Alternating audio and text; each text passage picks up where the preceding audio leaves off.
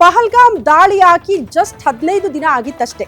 15 ದಿನದ ಅಂತರದಲ್ಲಿ ಈ ಆಪರೇಷನ್ ಸಿಂಧೂರ ಕಾರ್ಯಾಚರಣೆಯ ಮೂಲಕ ಪಾಕಿಸ್ತಾನದಲ್ಲಿ ಇರುವಂತಹ ಅಂದ್ರೆ ಪಾಕ್ ಆಕ್ರಮಿತ ಕಾಶ್ಮೀರದಲ್ಲಿ ನೆಲೆ ಆದಂತಹ ಉಗ್ರರ ಅಡಗು ತಾಣಗಳನ್ನ ಹುಡುಕಿ ನಿನ್ನೆ ಭಾರತೀಯ ಸೇನೆ ಅಟ್ಯಾಕ್ ಮಾಡಿತು.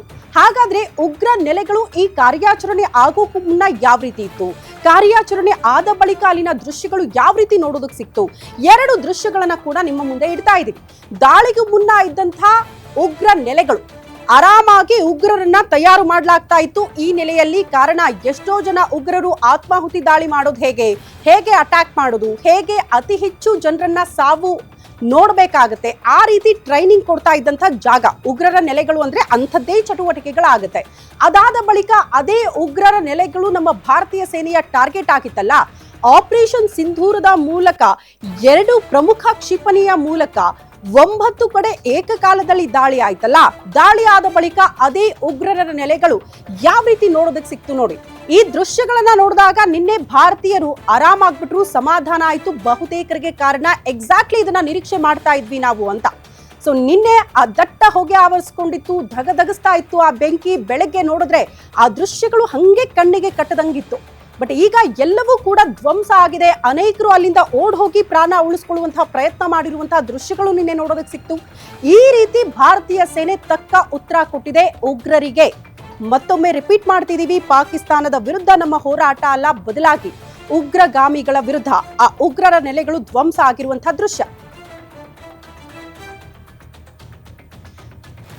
ಬಹಲ್ಪುರ ಮತ್ತು ಮುರುಡ್ಕೆ ಎರಡೂ ಕೂಡ ಉಗ್ರ ಚಟುವಟಿಕೆಗಳ ಅತಿ ದೊಡ್ಡ ತಾಣ ಅಂದ್ರೂ ಕೂಡ ತಪ್ಪಾಗ್ಲಿಕ್ಕಿಲ್ಲ. ಹಾಗಾಗಿ ನಮ್ಮ ಭಾರತೀಯ ಸೇನೆ ಆ 2 ನೆಲೆಗಳನ್ನ ಟಾರ್ಗೆಟ್ ಮಾಡಿಕೊಂಡು ದಾಳಿ ಮಾಡಿತು. ಆ 2 ಉಗ್ರ ನೆಲೆಗಳು ಕಾರ್ಯಾಚರಣೆಯ ಬಳಿಕ ಯಾವ ರೀತಿ ನೋಡೋದಕ್ಕೆ ಸಿಗ್ತಾ ಇದೆ ನೋಡಿ.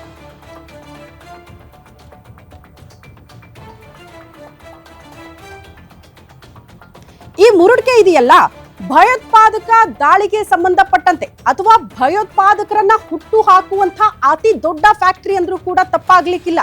ಅತಿ ದೊಡ್ಡ ಫ್ಯಾಕ್ಟರಿ, ಉಗ್ರರು ಅತಿ ಹೆಚ್ಚಾಗಿ ಇರ್ತಾ ಇದ್ದಂತಹ ನೆಲೆ ಮುರುಡ್ಕೆ. ಅದನ್ನ ನಮ್ಮ ಭಾರತೀಯ ಸೇನೆ ಟಾರ್ಗೆಟ್ ಮಾಡಿಕೊಂಡು ಹೊಡೆದುರುಳಿಸಿದೆ. ಅವಶೇಷಗಳು ಹುಡುಕಿದ್ರೂ ಏನು ಸಿಗಲ್ಲ, ಆ ರೀತಿ ದೃಶ್ಯಗಳು ನೋಡೋದಕ್ಕೆ ಸಿಗ್ತಾ ಇದೆ. ಇದು ಆಪರೇಷನ್ ಸಿಂಧೂರ ಆದ ಬಳಿಕ ನೋಡೋದಕ್ಕೆ ಸಿಗ್ತಾ ಇರುವಂತಹ ದೃಶ್ಯ. ಇದು ನಮ್ಮ ಗಡಿಯಿಂದ 25 ಕಿಲೋಮೀಟರ್ ದೂರ ಇರೋದು ಮುರುಡ್ಕೆ. ಆ 25 ಕಿಲೋಮೀಟರ್ ದೂರ ಇರುವಂತಹ ಮುರುಡ್ಕೆ ಮೇಲೆ ಯಾವ ರೀತಿ ಅಟ್ಯಾಕ್ ಆಗಿದೆ ನೋಡಿ. ಆರಂಭದಲ್ಲೇ ಹೇಳಿದ್ನಲ್ಲ, 2 ಕ್ಷಿಪಣಿಗಳು, ಅದು ಕೂಡ ಆರ್ಟಿಫಿಷಿಯಲ್ ಇಂಟೆಲಿಜೆನ್ಸ್ ಬಳಕೆ ಮಾಡಿಕೊಂಡು ಈ ಕ್ಷಿಪಣಿಗಳಿಂದ ದಾಳಿ ಆಗಿದೆ ಅನ್ನುವಂತಹ ವಿಚಾರ. ಸೊ ಎಷ್ಟು ಸ್ಮಾರ್ಟ್ ಆಗಿದೆ ನಮ್ಮ ದೇಶ. ಮತ್ತೊಂದು ವಿಚಾರ, ಸ್ಮಾರ್ಟ್ ಆಗಿ ಆಪರೇಷನ್ ಆಗಿದೆ, ಯಾರು ಕೂಡ ನಿರೀಕ್ಷೆ ಮಾಡಿರ್ಲಿಲ್ಲ. ಕಾರಣ ನಮ್ಮ ಭಾರತದಲ್ಲಿ 3 ದಿನ ಈ ವಾರ್ಗೆ ಸಂಬಂಧಪಟ್ಟಂತೆ ಮಾಕ್ ಡ್ರಿಲ್ ಆಗುತ್ತೆ ಅನ್ನುವಂತಹ ವಿಚಾರ ಇತ್ತು. ಬಟ್ ಎಂತ ಡೈವರ್ಷನ್ ಕೊಟ್ಟಿತ್ತು ಭಾರತೀಯ ಸೇನೆ, ಕೇಂದ್ರ ಸರ್ಕಾರ ಅನ್ನೋದು.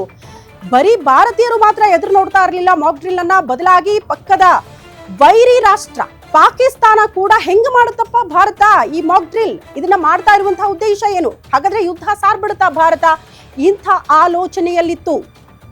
ನಿದ್ರೆಗೆ ಜಾರಿರುವ ಹೊತ್ತಲ್ಲೇ ಪಾಕಿಸ್ತಾನ ಯಾವತ್ತೂ ಕೂಡ ನಿರೀಕ್ಷೆ ಮಾಡೋದಕ್ಕೆ ಸಾಧ್ಯ ಇಲ್ಲ ಅಂತ ಏಟನ್ನ ಭಾರತೀಯ ಸೇನೆ ಕೊಟ್ಟಿದೆ ನೋಡಿ.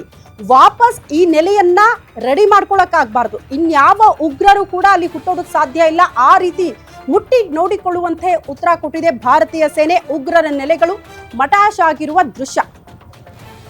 26 ಜನ ಅಮಾಯಕರು ಪ್ಯಾಂಟ್ ಬಿಚ್ಚಿಸಿ ಧರ್ಮ ಹುಡುಕಿದ್ರು, ಕಲ್ಮ ಓದಕ್ ಬರುತ್ತಾ ಅಂತ ಕೇಳಿ ಹೊಡೆದು ಹಾಕಿದ್ರು. ಹೆಣ್ಣು ಮಕ್ಕಳ ಸಿಂಧೂರವನ್ನ ಅವರ ಕಣ್ಣು ಮುಂದೆ ಅಳಿಸಿದ್ರಲ್ಲ. ಈಗ ನೋಡಿ, ಆಪರೇಷನ್ ಸಿಂಧೂರದ ಮೂಲಕ ಕೊಟ್ಟಿರುವಂತಹ ಉತ್ತರ ಇದು. ಇದಕ್ಕಿಂತ ಬೇಕಾ? ಈಗಾದ್ರೂ ಬುದ್ಧಿ ಕಲಿಯತ್ತ ಪಾಕಿಸ್ತಾನ ಅಂದ್ರೆ ಖಂಡಿತ ಇಲ್ಲ. ಯಾವತ್ತಿದ್ರೂ ಕೂಡ ಬುದ್ಧಿ ಬದಲಾಗಲ್ಲ. ಮತ್ತೊಮ್ಮೆ ದಾಳಿಗೆ ಪ್ರಯತ್ನಗಳಾಗಬಹುದು, ಬಟ್ ಅಟ್ಯಾಕ್ಗಳಾದಾಗ ಅದಕ್ಕೆ ಪ್ರತ್ಯುತ್ತರವನ್ನ ಕೊಡೋದಕ್ಕೆ ನೀವು 1 ಹೆಜ್ಜೆ ಮುಂದೆ ಬಂದ್ರೆ 10 ಹೆಜ್ಜೆ ಮುಂದಕ್ಕೆ ಬರ್ತೀವಿ, 100 ಹೆಜ್ಜೆ ಮುಂದಕ್ಕೆ ಬರ್ತೀವಿ ಅನ್ನುವಂತಹ ಉತ್ತರ ಭಾರತೀಯ ಸೇನೆಯಿಂದ ಕೊಟ್ಟಾಗಿದೆ. ಜೈಷ್ ಎ ಮೊಹಮ್ಮದ್ ಉಗ್ರ ಸಂಘಟನೆ, ಲಷ್ಕರ್ ಎ ತೊಯ್ಬಾ ಉಗ್ರ ಸಂಘಟನೆ, ಮತ್ತೊಂದು ಉಗ್ರ ಸಂಘಟನೆಗೆ ಸಂಬಂಧಪಟ್ಟಂತೆ ಅತಿ ದೊಡ್ಡ ಉಗ್ರರ ಫ್ಯಾಕ್ಟರಿ. 3 ನೆಲೆಗಳನ್ನ ಪ್ರಮುಖವಾಗಿ ಟಾರ್ಗೆಟ್ ಮಾಡಲಾಗಿತ್ತು. ಕಾರಣ ಅತಿ ಹೆಚ್ಚಿನ ಉಗ್ರರು ಇರುವಂತಹ ಜಾಗ ಇದು. ಸೊ ಆ 2 ಜಾಗವನ್ನ ಕೂಡ ಉಡಿಸ್ ಮಾಡಲಾಗಿದೆ. ಆ ದೃಶ್ಯ ನೋಡ್ತಾ ಇದ್ದೀರಿ, ಎಷ್ಟು ಹಿತವಾಗಿದೆಯಲ್ಲ ಕಣ್ಣಿಗೆ ನೋಡೋದಕ್ಕೆ. ಆರಂಭದಲ್ಲೇ ಹೇಳದ್ನಲ್ಲ, ಪಾಕಿಸ್ತಾನ ವಿಶ್ವದ ಮುಂದೆ ಭಯೋತ್ಪಾದಕ ಚಟುವಟಿಕೆಗಳಿಗೆ ನಾವು ಯಾವತ್ತೂ ಕೂಡ ಬೆಂಬಲ ಕೊಟ್ಟಿಲ್ಲ, ಅವ್ರಿಗೆ ನೆಲೆಗಳನ್ನೇ ಕೊಟ್ಟಿಲ್ಲ ಅಂತ ಹೇಳ್ತಾ ಬಂತಲ್ಲ. ಇದಕ್ಕಿಂತ ಸಾಕ್ಷಿಗಳು ಬೇಕಾ ಸ್ವಾಮಿ? ನಿಮ್ಮ ನೆಲದಲ್ಲಿ ಉಗ್ರರ ನೆಲೆಗಳು ಯಾವ ರೀತಿ ಇದೆ, ಅವರನ್ನ ಪೋಷಣೆ ಮಾಡ್ತಾ ಇಲ್ವಾ? ಅವ್ರಿಗೆ ನೆಲೆಗಳನ್ನ ಕೊಡ್ಲಿಲ್ವಾ ನೀವು?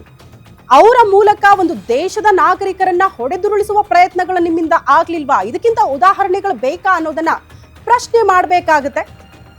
ಹಾಗಾಗಿ ಇದಕ್ಕೆ ಸಂಬಂಧಪಟ್ಟಂತ ಒಂದಷ್ಟು ಸಾಕ್ಷಿಗಳನ್ನ ಕೂಡ ಭಾರತೀಯ ಸೇನೆ ಕಲೆ ಹಾಕಿತ್ತು. ಬಹುತೇಕರು ಪ್ರಶ್ನೆ ಮಾಡಬಹುದಲ್ಲ, ದಾಳಿ ಆಯ್ತಾ, ನಿಜಕ್ಕೂ ಕಾರ್ಯಾಚರಣೆ ಆಯ್ತಾ, ಹಾಗಾದ್ರೆ ಎಲ್ಲ ಅಟ್ಯಾಕ್ ಮಾಡಿದ್ರಿ, ಏನು ಮಾಡಿದ್ರಿ, ಎಷ್ಟು ಜನ ಸತ್ರು? ಇದೇ ಪ್ರಶ್ನೆ ಬಹುತೇಕರನ್ನ ಕಾಡೋದು ಅಥವಾ ಕೇಳೋದು. ಹಾಗಾಗಿ ಭಾರತೀಯ ಸೇನೆ ಎಲ್ಲ ಕಾರ್ಯಾಚರಣೆ ಆದ ಬಳಿಕ ಮಿಷನ್ ಸಕ್ಸಸ್ ಅನ್ನೋ ರೀತಿಯಲ್ಲಿ ಒಂದು ಪೋಸ್ಟ್ ಮಾಡುತ್ತೆ. ಜೈ ಹೋ ಅನ್ನುವಂತಹ ಪೋಸ್ಟ್ಗಳು ನೋಡೋಕೆ ಸಿಗುತ್ತೆ. ಅಲ್ಲಿಗೆ ಎಲ್ಲವೂ ಕೂಡ ಮುಗಿದು ಹೋಗಿದೆ ಅನ್ನುವಂತಹ ಸಂದೇಶ ಭಾರತೀಯರಿಗೂ ಕೊಟ್ಟಾಗಿತ್ತು. ಮತ್ತೊಂದು ಕಡೆ ಪಾಪಿ ವೈರಿ ಪಾಕಿಸ್ತಾನಕ್ಕೂ ಕೂಡ ರವಾನೆಯಾಗಿತ್ತು ನಿನ್ನೆ ಇಷ್ಟೊತ್ತಿಗೆ. ಮೋಸ್ಟ್ಲಿ ನಿನ್ನೆ ಕಣ್ಣು ಬಿಟ್ಟು ನೋಡೋ ಅಷ್ಟೊತ್ತಿಗೆ ಎಲ್ಲವೂ ಕೂಡ ಮುಗಿದು ಹೋಗಿತ್ತು. ಬಹುತೇಕರಿಗೆ ಈ 5 ಗಂಟೆ ಬೆಳಗಿನ ಜಾವ ಇಂಥ ಸುದ್ದಿಗಳು ಕೇಳೋದಕ್ಕೆ ಸಿಕ್ಕಿತ್ತು. ಬಟ್ ಮಿಡ್ ನೈಟ್ ಆಪರೇಷನ್ ಆಗಿ ಹೋಗಿತ್ತು. 9 ಉಗ್ರರ ನೆಲೆಗಳು, 100ಕ್ಕೂ ಹೆಚ್ಚು ಜನ ಉಗ್ರರು, 25 ನಿಮಿಷ, ಜಸ್ಟ್ 25 ನಿಮಿಷದ ಕಾರ್ಯಾಚರಣೆ ಆಗಿತ್ತು ಇದು.